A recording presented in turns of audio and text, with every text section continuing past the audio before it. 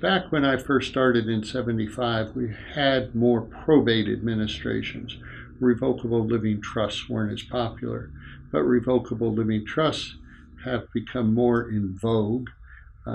They do save on attorney's fees and administration, so more people want to do that. It's more expensive to set up the revocable living trust in the beginning because you have to, first of all, the document's a lot longer. It has to cover a lot more because it has to cover things during lifetime and at death. So you have to put more into the document.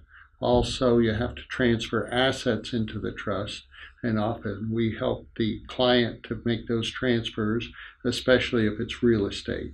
So there's more attorney's time involved in the beginning, but at the end for the administration, there's normally less attorney's time involved because you don't have to deal with the court near as much. So that's one of the major changes that's occurred. Other things that have occurred during that time frame are changes in the law. Guardianship law has changed a whole lot, to the point really where we don't do as many guardianships as we used to.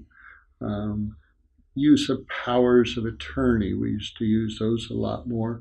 Now with the advent of trust, we still have powers of attorney and they're still necessary, but management of an incompetent or ill person's assets are often done through a trust rather than through power of attorney.